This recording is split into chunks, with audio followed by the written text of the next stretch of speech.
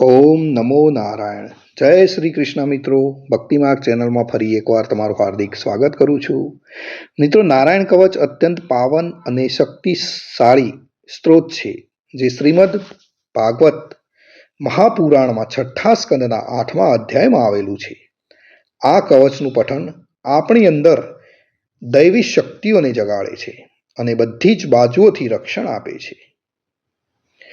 કવચનો પાઠ કરતા પહેલા ભગવાન વિષ્ણુ, નારાયણ, શ્રીહરિ તેમજ સર્વ દેવોને વિશ્વ શાંતિ અને આત્મશુદ્ધિ માટે પ્રાર્થના કરવી શ્રેયસ્કર ગણાય છે. તો આપણે આપણા પરિવાર તેમજ વિશ્વના કલ્યાણ માટે શ્રીહરિ ભગવાન વિષ્ણુને પ્રાર્થના કરીશું અને ત્યાર પછી જ આપણે સંપૂર્ણ નારાયણ કવચનો પાઠ કરીશું. તો પ્રાર્થના. હે પરમ નારાયણ, અનંત અનાદિ વાસુદેવ, હે જગતના ત્રાતા, ધર્મના રક્ષક, આજે હું આપની શરણ આવી ભય મુક્તિ, શાંતિ અને આત્મશુદ્ધિ માટે હું મારા મન, વાણી અને કર્મથી આપની આરાધના કરું છું.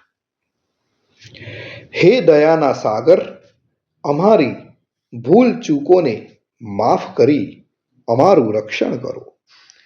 આજનો આ નારાયણ કવચનો પાઠ કેવળ મારા માટે નહીં, પણ સંસારના સર્વ જીવોના કલ્યાણ, શાંતિ અને પરમ શ્રેય માટે કરું છું. હે હરિ, મારા આંતરિક અને બાહ્ય દુઃખોનો નાશ કરો. મને સત્પથ પર ચલાવો. મારું મન હંમેશા આપના ચરણોમાં અડગ રહે એવી કૃપા દ્રષ્ટિ કરો. ઓમ નમો નારાયણ. ઓમ નમો નારાયણ. તો મિત્રો, આપણે નારાયણ કવચનો પાઠ સંપૂર્ણ સાંભળીશું, તો જ એમાં કહેવામાં આવેલું ફળ કથન આપણે પ્રાપ્ત કરી શકીશું. તો આપણે નારાયણ કવચ સાંભળતા પહેલા કોમેન્ટની અંદર જય શ્રી કૃષ્ણ લખીશું અને ત્યાર પછી જ આપણે સંપૂર્ણ નારાયણ કવચનો પાઠ સાંભળીશું. અને હા, સાંભળ્યા પછી પણ આપણા જે પણ મિત્રો છે એમની સાથે પણ જરૂરથી શેર કરીશું. તો ચાલો આપણે શરૂ કરીએ છીએ નારાયણ કવચનો પાઠ. શ્રીમદ ભાગવતના છઠ્ઠા સ્કંદના 8મા અધ્યાયમાં શ્રી નારાયણ કવચ ત્રસ્તા ઋષિના પુત્ર વિશ્વરૂપ ઇન્દ્રને કહે છે.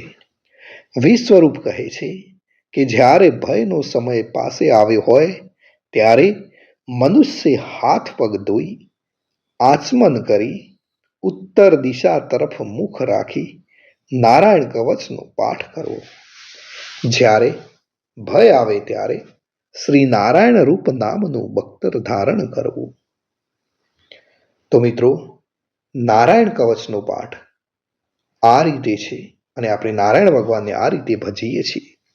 ગરુડની પીઠ પર ચરણ કમર ધારણ કરનારા, 8 સિદ્ધિઓવાળા, 8 બાહુઓવાળા અને તે 8 બાહુઓ વિશે શંખ, ચક્ર, ઢાલ, ગદા, બાણ, ધનુષ તથા પાસને ધારણ કરનારા શ્રીહરિ મારી સર્વ પ્રકારે રક્ષા કરો. જળમાં મત્સ્ય અવતારધારી ભગવાન જલતંતુઓથી તથા વરુણના પાસથી મારી રક્ષા કરો. માયાથી બટુક બનેલા વામનજી, સ્થળમાં મારી રક્ષા કરો. શ્રી વિશ્વરૂપ ત્રિવિક્રમ ભગવાન, આકાશમાં મારી રક્ષા કરો. જેના અટ્ટહાસ્યથી દિશાઓ ગાજી ઉઠી હતી અને ગર્ભિણીઓના ગર્ભ પડી ગયા હતા, એવા નૃસિંહ ભગવાન, દુર્ગ, વન અને યુદ્ધ ભૂમિમાં મારી રક્ષા કરો. પોતાના દાઢથી પાતાળમાંથી પૃથ્વીનો ઉદ્ધાર કરનાર ભગવાન યજ્ઞમૂર્તિ વરાહ, માર્ગમાં મારી રક્ષા કરો. પરશુરામ ભગવાન, પર્વતોના શિખરોમાં મારી રક્ષા કરો. અને ભરતના મોટા ભાઈ રામ તથા લક્ષ્મણ, પ્રવાસમાં મારી રક્ષા કરો. ઉગ્ર ધર્મ અને પ્રમાદથી નારાયણ ભગવાન મારી રક્ષા કરો. નિંદાથી નર ભગવાન ને યોગ ભ્રષ્ટ થતા યોગેશ્વર દત્તાત્રેય ભગવાન મારી રક્ષા કરો. ત્રણેય ગુણોના સ્વામી ભગવાન કપિલ કર્મબંધનથી મારી રક્ષા કરો. સંત કુમાર કામદેવથી મારી રક્ષા કરો. હયગ્રીહ ભગવાન રસ્તામાં જતા અને દેવોને પ્રણામ ન કરવા રૂપી અપરાધમાંથી મારી રક્ષા કરો.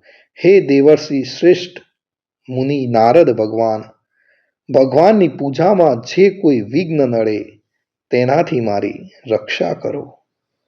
અને કૂર્મ અવતાર શ્રીહરિ સર્વ પ્રકારના નરકમાંથી મારી રક્ષા કરો.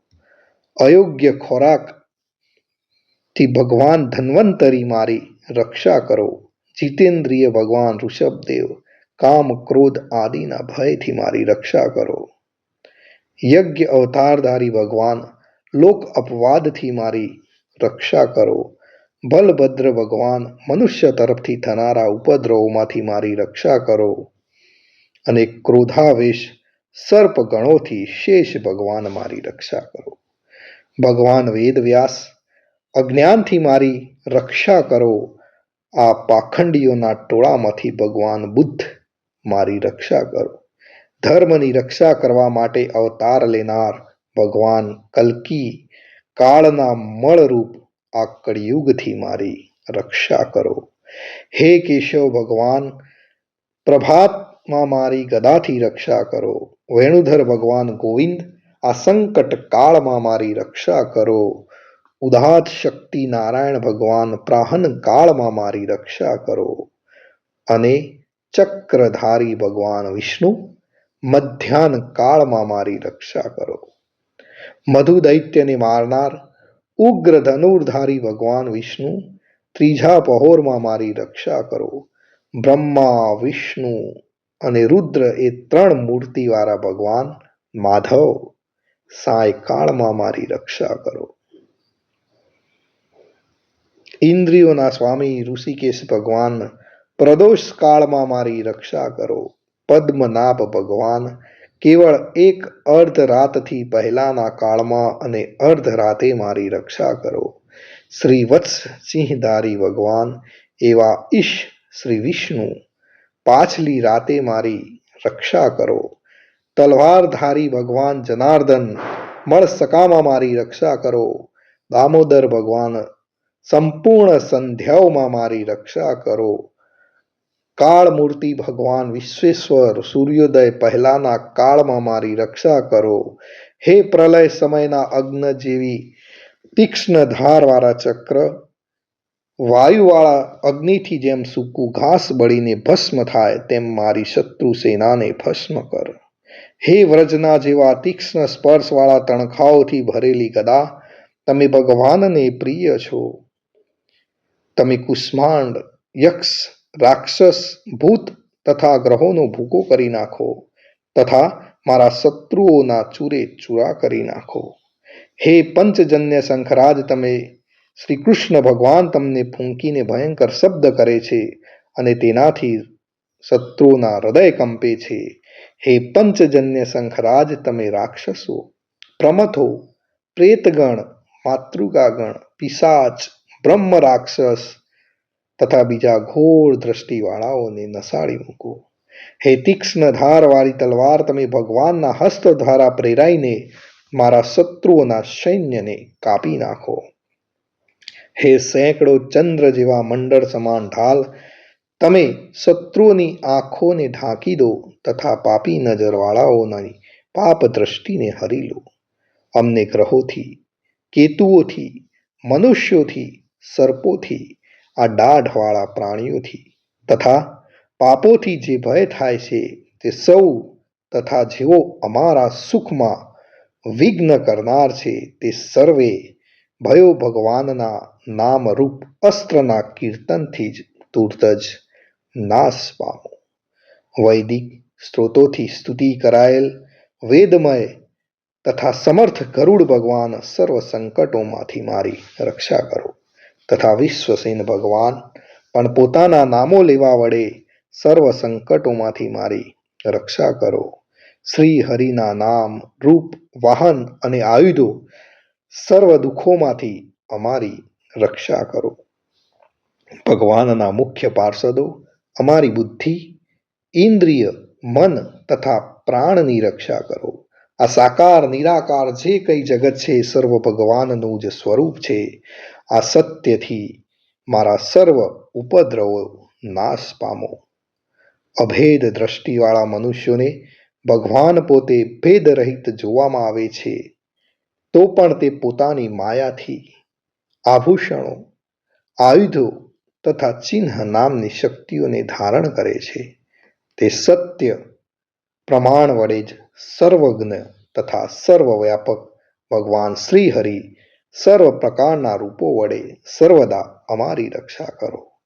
શ્રી નૃસિંહ નામના ઉચ્ચારણથી જ જળ, વાયુ, અગ્નિ આદિનો પ્રભાવ પોતાના તેજથી દૂર કર્યો છે એવા લોકના ભયને દૂર કરનાર ભગવાન નૃસિંહ સર્વત્ર ચારો તરફ મારી રક્ષા કરો. મિત્રો, જો આપણે નિત્ય નારાયણ કવચનો પાઠ કરીએ છીએ તો શું ફળ કથન મળે? તો વિશ્વરૂપ કહે છે કે હે ઇન્દ્ર, આ નારાયણ કવચ તમારી આગળ જે કહ્યું, જેને ધારણ કરવાથી તમે શ્રમ વિના અસુરોના અધિપતિઓને જીતશો. આ નારાયણ કવચને ધારણ કરનારો કે સાંભળનારો મનુષ્ય નેત્રથી જેના તરફ જુએ અથવા તો પગ વડે જેને જેને અડકે તે તુરત જ બધા જ ભયોમાંથી છૂટે છે. આ કવચ ભણનાર પુરુષને કોઈ દિવસ રાજાઓ તરફથી, ચોર તરફથી, ગ્રહો થકી, વ્યાઘ્ર આદિ તરફથી, બીજા કોઈ તરફથી કોઈ પણ પ્રકારનો ભય રહેતો નથી.